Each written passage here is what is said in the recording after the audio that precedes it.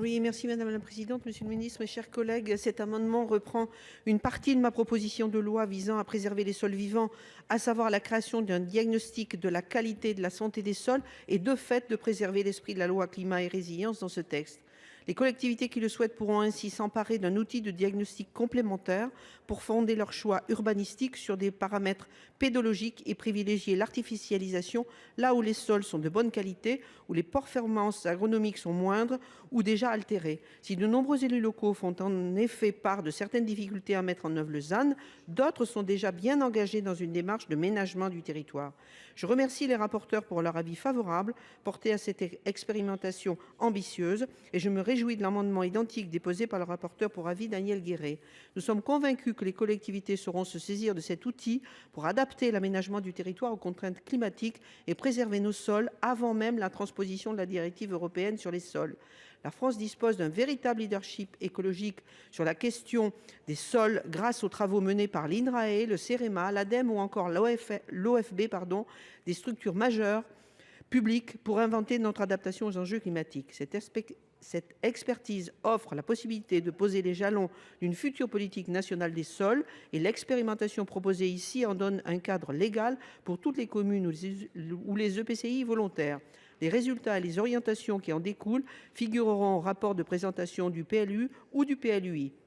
Vous l'aurez compris, le groupe socialiste, écologiste et républicain et moi-même vous invite à voter cet amendement pour adapter ensemble et dans la confiance notre modèle de développement au changement climatique en protégeant nos sols qui en ont besoin. Merci. Merci. Amendement identique 28 au nom de la commission de l'aménagement du territoire. Monsieur Guéret. Oui, Madame la Présidente, mes chers collègues, cet amendement présenté au nom de la commission de l'aménagement du territoire part d'un constat. La stratégie de sobriété foncière instaurée par la loi climat et résilience ne prend pas suffisamment en compte les fonctionnalités et les services rendus par les sols.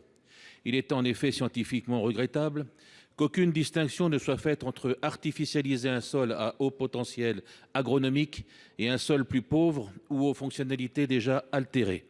Je réalise cependant que cette évolution est de nature à remettre en cause toutes nos habitudes urbanistiques.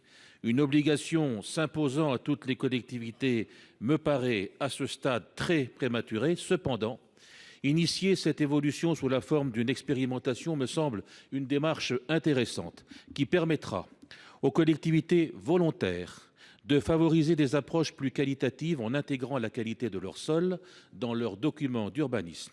Il s'agit par ailleurs d'un moyen d'anticiper concrètement les évolutions législatives ayant cours au niveau européen. C'est la raison pour laquelle je vous propose l'adoption de cet amendement qui ouvre la possibilité aux collectivités du bloc communal qui le souhaitent d'expérimenter en amont de l'élaboration ou de la révision de leurs documents d'urbanisme la réalisation d'un diagnostic relatif à la qualité et la santé des sols du ressort territorial couvert par le document d'urbanisme. Merci. Quel est l'avis de la commission sur ces deux identiques? Oui, donc ces deux amendements qui sont présentés. Tout d'abord, notre collègue Daniel Guéret, je tiens vraiment à le remercier pour la présentation de cet amendement qui, me semble, est important et doit pouvoir donner une ouverture qui est très positive sur les propositions que peuvent faire les intercommunalités en termes d'expérimentation. Je voudrais saluer aussi la proposition de loi que Nicole Bonnefoy avait présenté et on a eu l'occasion d'en discuter. Et je pense que dans la mesure où le dispositif proposé par ces deux amendements identiques est facultatif et ne dédouane en aucun cas les collectivités qui souhaiteraient s'en emparer de leurs obligations au titre de la réglementation relative à la lutte contre l'artificialisation, nous y sommes favorables. Les retours d'expérience permettront effectivement d'objectiver et de nourrir la réflexion sur de futures évolutions de cette réglementation pour y intégrer la santé et la qualité des sols. Donc c'est un avis favorable sur ces deux amendements identiques. Merci. Votre avis, Monsieur le Ministre? Oui, Madame la sénatrice Bonnefoy et Monsieur le rapporteur pour avis, merci de vos commentaires. Vous proposez d'introduire une expérimentation pour que les collectivités qui le souhaitent puissent intégrer des indicateurs de qualité et de santé des sols dans les PLU. C'est une très bonne chose. Nous sommes favorables à maintenir effectivement une définition de l'artificialisation qui prenne en compte la qualité des sols pour examiner les projets. Et donc, je partage votre objectif de laisser la possibilité aux élus locaux qui le souhaitent d'aller plus loin. C'est une possibilité d'aller plus loin, bien sûr, et de continuer à fonder leurs documents d'urbanisme sur la qualité des sols pour leur choix d'aménagement. Et je voulais juste ajouter que certaines communes s'y sont déjà employées. C'est le cas notamment à Ris-Orangis, m'a-t-on indiqué, dans l'Essonne, et à Rouen. Et donc, la temporalité de l'expérimentation, je crois que c'est 5 ans, semble par contre un peu courte au regard de la durée de réalisation des études pédagogiques et documents d'urbanisme. Mais à cette réserve près, l'avis est également favorable. Merci. Monsieur Jean-Baptiste Blanc. Merci Madame la Présidente. Je voulais juste dire que c'est un pas important que ferait le Sénat en votant ces 2 amendements. Comme quoi, TRAS est un texte de progrès. Eh oui. Ça vous chagrine, hein? Ça vous chagrine que ce soit la majorité sénatoriale qui avance sur le sol vivant. On a toujours dit qu'il y avait le sol, il y a le sous-sol, il y a la commission, il y a une directive européenne qui dispose que les sols sont en mauvaise santé. Nous sommes tous d'accord avec ça. Donc nous avons auditionné l'Institut de la transition foncière. Il y a eu le texte de Nicole Bonnefoy il y a quelques mois qui avait été rejeté de peu, parce qu'on avait tous dit à l'époque qu'il fallait d'abord trouver une méthode sur le ZAN et ensuite on pourrait passer à la mise en œuvre, aux outils, au financement et puis au sous-sol. Donc commencer par une expérimentation, franchement c'est un grand pas que nous pourrions faire collectivement. Monsieur Grosvalet, pour expliquer. Non, il n'y a pas de. Monsieur Louot. Bon, moi, j'ai combattu votre proposition de loi. Par l'expérimentation, ça me va mieux, parce que tout ce qui va apporter de la connaissance va nous permettre aussi de prouver que, contrairement à ce qui est dit parfois, non, nos sols ne sont pas forcément pollués, ne sont pas forcément détruits par l'agriculture. Ça peut coûter un pognon de dingue aux collectivités de faire autant d'analyses. Ça peut coûter un peu cher, la méthodologie est un peu chère, donc chaque territoire va pouvoir expérimenter à sa vitesse, donc c'est une bonne chose au titre des inventaires. Mais je voudrais quand même vraiment qu'on fasse attention, parce que parfois on part de bonnes intentions et à la fin ça finit dans le réglementaire. Et c'est-à-dire que là on fait un premier pas pour s'approcher du réglementaire. Et que là ça ne sera plus la même chanson, parce que pour faire un PLUI, ça coûte déjà très cher, plusieurs centaines de milliers d'euros. Si vous rajoutez les critères d'analyse de sol, ça peut coûter plusieurs centaines de milliers d'euros rien que pour les faire. Donc, bien sûr, OK pour l'expérimentation, mais il faudra veiller demain à ne pas rajouter un coût de réglementaire pour le remettre un peu plus. Et on est quand même un peu coutumier du fait de faire ça à bas bruit un jour de faiblesse. Hein. Merci. Madame la Provoté.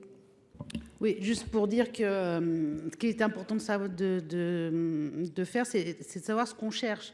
Parce que sur la question des sols et de la qualification des sols, notamment en termes de biodiversité, mais sur bien d'autres sujets, en termes agronomiques, etc., on n'a pas tous les critères, on ne sait pas ce qu'on cherche, et dès qu'on commence à fouiller, c'est un espèce de truc itératif qui peut durer plus de mois, beaucoup plus de mois que prévu. Il ne faudrait pas que cette expérimentation soit un outil porté par des territoires tellement investis que ce qu'ils proposent au bout de l'expérimentation s'impose aux autres, alors que finalement, on n'a pas abouti à un résultat raisonnable, ou en tout cas concerté entre tous, ou atteignable par tous en matière de qualité des sols. Donc il faut regarder cette expérimentation comme étant une façon de frotter un peu des outils techniques, de tester de l'expertise, mais elle ne doit pas aboutir à une mise en place de normes qui seraient très contraignantes et inatteignables dans les autres territoires. Merci. Madame Bonnefoy. Oui, pour remercier mes collègues sur tous les bancs pour leur soutien et leurs remarques également positives. Rappelez que, comme je l'ai dit, nous avons la chance d'avoir en France une expertise en la matière publique de très très grande qualité. Nous avons pu, dans le cadre de la commission qui est la nôtre, l'aménagement du territoire, le développement durable, recevoir par exemple les experts des sols de l'INRAE, et nous avons vu la qualité de cette expertise-là. donc que ce soit l'INRAE, que ce soit le CEREMA, etc. Nous avons la matière vraiment à offrir cette expertise-là aux collectivités qui le souhaitent et dont certaines se sont déjà emparées. Cela a été dit tout à l'heure, le maire de Ris-Orangis, on l'a reçu et il a profité de cette expertise-là, et je peux vous assurer que les communes qui ont déjà, les collectivités qui ont déjà commencé cette expérimentation ne reviendraient pour rien en arrière, puisque ça leur a appris beaucoup de choses et permis justement d'éviter de faire un certain nombre de bêtises, à la fois pour rendre et laisser les terres les plus riches agricoles, en particulier à l'agriculture, et puis construire là où c'est possible de construire. Donc je crois que là, le Sénat se rattrape, si je peux me permettre, par rapport à la proposition de loi qui a été la mienne au mois de février, qui était venue ici en examen dans une période un peu compliquée. Et donc c'est un rattrapage certes expérimental, mais j'espère que cette expérimentation fera des petits. En tout cas, je remercie à la fois le gouvernement et tous les collègues sur ces bancs pour cette avancée majeure. Merci. Donc, je mets aux voix ces deux amendements identiques, 20 et 28, qui ont reçu un double avis favorable. Qui est pour? Qui est contre? Qui s'abstient? Ils sont adoptés.